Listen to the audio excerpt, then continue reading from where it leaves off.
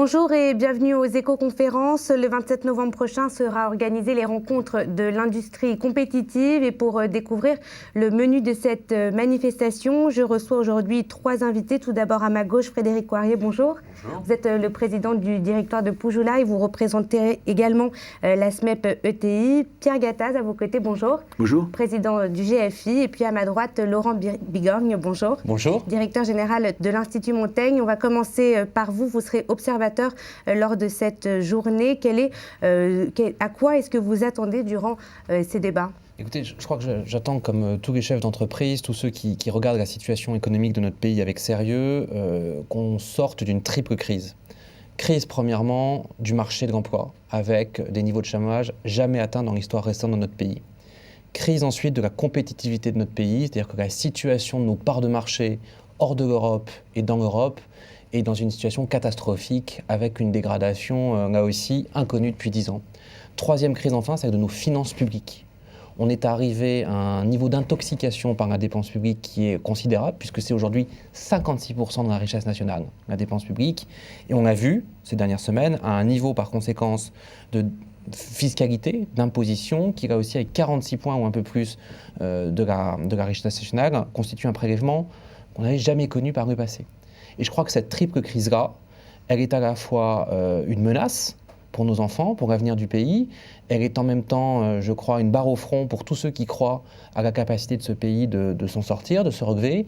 Et je crois que ces journées seront un moment important, quelques semaines après la remise du rapport Gallois qu'on attend tous le 5 novembre, un moment de cristallisation des idées, du débat autour des thèmes qui, dès le mois de janvier, doivent permettre de fédérer les acteurs, le patronat, le gouvernement, les syndicats, pour aller de l'avant. On ne peut pas en rester à cette triple crise.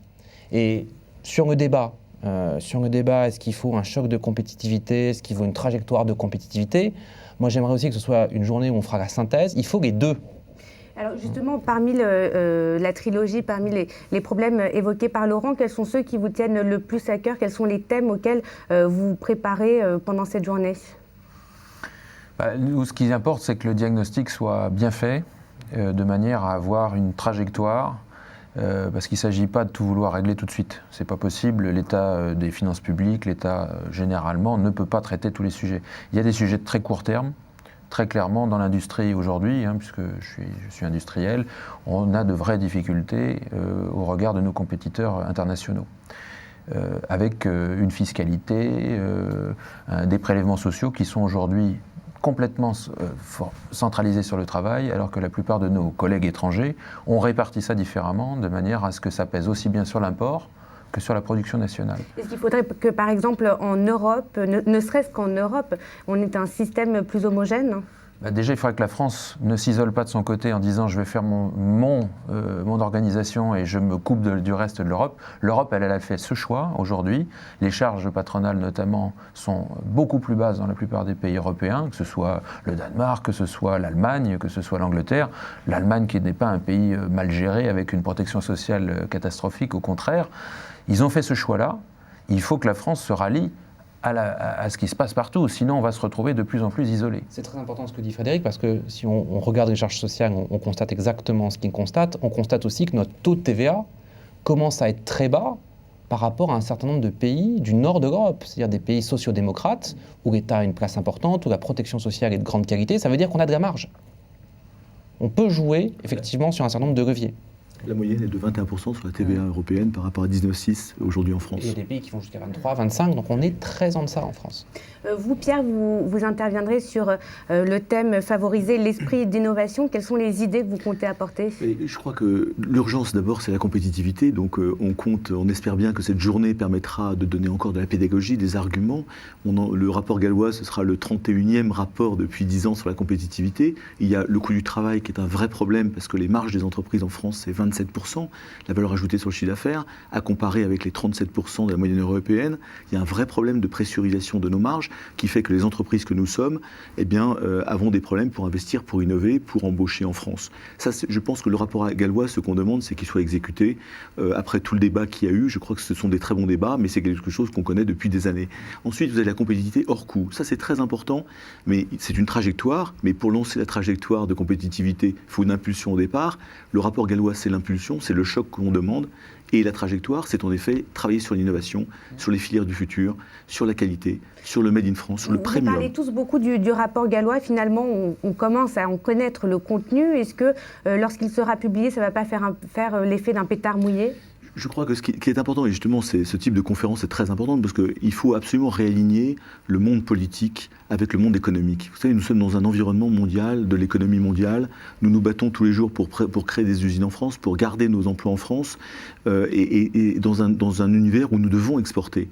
Et pour exporter, il faut qu'on soit compétitif, il faut faire de l'innovation, il faut faire de la qualité. Le rapport Gallois est à un instant donné quelque chose de très important pour nous, parce qu'en effet, c'est sans doute une synthèse par un grand commis de l'État qui connaît en plus le monde privé, Monsieur Gallois, qui a cette réputation très bonne des deux côtés, je dirais, de l'océan, enfin, en tout cas public et privé, et je pense que tout est dans ce rapport. Il faut l'appliquer maintenant, il faut que les politiques aient le courage de se dire la France a rendez-vous avec son histoire, un double rendez-vous, le rapport Gallois, il faut faire quelque chose. Ce serait très bon pour le moral des entreprises et des forces vives de la nation, parce que depuis quelques mois, je dirais, en plus de la crise économique mondiale, il faut... On a diabolisé ces derniers temps à la fois les chefs d'entreprise, le monde financier, l'économie en général. C'est exactement ça, c'est la troisième chose qu'on demande, si vous voulez, c'est l'environnement de confiance, parce qu'on a besoin pour embaucher, pour investir en France, mais tous, les artisans, les commerçants, les professions libérales, les entrepreneurs que nous sommes, d'un environnement où on ne nous dit pas on vous aime, ce serait trop demandé, mais au moins vous êtes les vecteurs de création d'emplois et d'investissement. C'est nous qui créons les emplois de demain, c'est nous qui allons exporter. Mais si je dirais, par des petites phrases dans la presse, à l'occasion de colloques, à travers le projet de budget 2013, on sent, si vous voulez, qu'on est amalgamé dans le grand capital spéculateur épouvantable français qu'on déteste en France. Non, nous ne sommes pas là-dedans. Nous sommes des gens qui investissons dans l'avenir pour le pays, pour les emplois, pour nos enfants, pour nos petits-enfants. Donc n'amalgamons pas tout et faisons en plus, il faut réfléchir un tout petit peu sur la vision du pays, parce que la France flotte comme un bouchon sur un océan. Quelques filières stratégiques et régaliennes seraient en plus très intéressantes à mettre en œuvre pour le pays. Un grand chef d'entreprise français a utilisé la métaphore, il a estimé qu'en France, le problème, c'était l'écosystème. Dans notre écosystème, on avait les bonnes graines, mais que le sol était mauvais. Est-ce que vous êtes d'accord ? Enfin, moi, je n'irais pas jusque-là. La France, elle a des atouts fantastiques. Si elle n'avait pas d'atouts, on ne se battrait pas. La cause serait perdue. Il y a des pays, si vous voulez, au niveau mondial, qui n'ont pas les infrastructures que nous avons, qui n'ont pas notre niveau d'éducation, qui n'ont pas nos traditions, notre capacité à créer. La France est un pays de création. Le problème de la France, c'est qu'elle ne sait pas transformer ses créations aujourd'hui, en réalité, comme les Allemands ou comme certains pays, qui jouissent d'un terrain peut-être plus porteur, plus adapté, plus terre-à-terre, plus cartésien, plus simple, parce que la France sait se compliquer la vie de façon exceptionnelle, c'est sa spécialité, alors que des pays comme l'Allemagne, c'est du terre-à-terre, c'est beaucoup plus rationnel, et ils savent transformer l'innovation en grande réalité. Puis effectivement, le terrain, l'écosystème, une plante, si vous voulez qu'elle pousse bien, il faut un bon terrain, il faut un engrais, il faut la nourrir tous les jours, il faut, entre guillemets, la chérir également.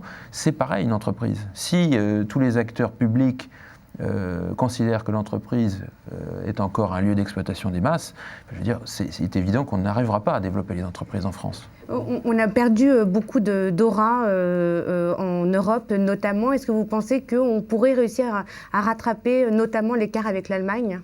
Oui, bien sûr, puisqu'il faut toujours se rappeler qu'au début de la décennie, la situation des deux pays était rigoureusement inversée. Et puis parmi les atouts dont on parlait tout à l'heure, il y en a un qui est très fort par rapport à l'Allemagne, c'est notamment notre démographie. On a une démographie de pays qui continue à croître, ce qui n'est pas du tout le cas en Allemagne. Et ça veut dire aussi qu'on va amener des jeunes sur le marché du travail, ça veut dire qu'on aura des forces d'innovation. Donc, il faut pouvoir absolument libérer le potentiel de croissance de la France. Et ça passe par, on le disait tout à l'heure, un choc, j'y reviens, et puis une trajectoire. Le choc, c'est là, tout de suite, ici, maintenant, quelques mesures simples qui permettent aux produits français de se vendre à leur juste prix. On n'a pas ce pouvoir prescripteur d'un certain nombre de produits allemands qui se vendent très bien à l'exportation au prix imposé par ceux qui les fabriquent. Donc il faut se rendre de la compétitivité coût. C'est évident, le nier, c'est vraiment, je crois, se taper la tête contre les murs. Et puis on a besoin de cette trajectoire sur une période de 2 à 5 ans sur les grands comptes sociaux, les retraites, les dépenses d'assurance maladie, les dépenses d'intervention de l'État, celles des collectivités, la masse salariale de l'État, voir ce que sont les grands choix. Personne ici ne demande moins d'État pour le moins d'État. On veut tous et on est tous conscients que la France est un pays où il y a des infrastructures, une fonction publique compétente et que c'est une chance pour le pays, c'est une chance pour les entreprises. Mais de grâce, essayons d'adapter cet appareil qui est formidable, qui a sa culture, sa dignité, sa grandeur, essayons de l'adapter à la réalité du moment. Et d'ailleurs, d'autres pays, pas si loin que nous, l'ont fait, en Scandinavie, au Canada, en Allemagne. Donc, pourquoi pas nous? Pour finir, à votre avis, se donner 5 ans pour mettre en place ce pacte et non pas ce choc de compétitivité, est-ce que c'est trop prudent, réaliste? Il y a juste 2 rythmes, hein. Il y a le rythme de l'urgence pour lancer l'influx, montrer un signe, amorcer. Et ensuite, il y a la trajectoire pour accompagner. C'est comme ça dans l'entreprise. Il faut un élément moteur tout de suite pour mettre sur la voie, et puis ensuite, on se donne le temps pour les restes des mesures. On ne pourra pas tout faire tout de suite. C'est inabsorbable, c'est sûr, ni pour les finances publiques, ni pour les hommes. Donc il faut d'abord un mouvement net pour inverser la tendance, et puis ensuite, des mesures d'accompagnement pour accompagner la croissance et l'amélioration des marges. Il faut une impulsion de base, le choc de compétitivité, sans doute sur le coût du travail, pour ensuite travailler sur la compétitivité hors coût en trajectoire, parce que l'innovation, la qualité, ça se fait dans la durée. Mais je crois surtout qu'il faut aligner, il faut accepter les règles de l'économie. C'est-à-dire, en fait, nous ne sommes pas du tout des politiques, hein. La démocratie, il y a un gouvernement de gauche, de droite, ce sera l'alternance, ce sera toujours l'alternance d'ailleurs, et tant mieux. Ce que nous demandons, c'est que le gouvernement soit de gauche ou de droite, c'est qu'on respecte les règles de l'économie qui fait que nous créons des emplois, nous créons de l'investissement, nous créons des richesses pour le pays. Et ça, je crois que réaligner le débat aujourd'hui vers comment on peut faire plus d'économies dans ce pays, faire de la pédagogie qui passe par ce coût du travail abaissé avec ces transferts qu'il faut imaginer, et ensuite une trajectoire de compétitivité, c'est ça qu'on demande, dans un environnement de confiance. Je crois qu'on est tous optimistes. Moi, j'ai envie de dire que les mots d'amour, c'est bien, les preuves d'amour, c'est mieux. Et on attend maintenant ces preuves. Sur cette touche romantique, on va conclure. Merci beaucoup d'avoir répondu présent aujourd'hui. Vous serez présent également le 27 novembre prochain avec une pléthore d'autres invités. Donc la conférence aura lieu le 27 novembre prochain pour les rencontres de l'industrie compétitive.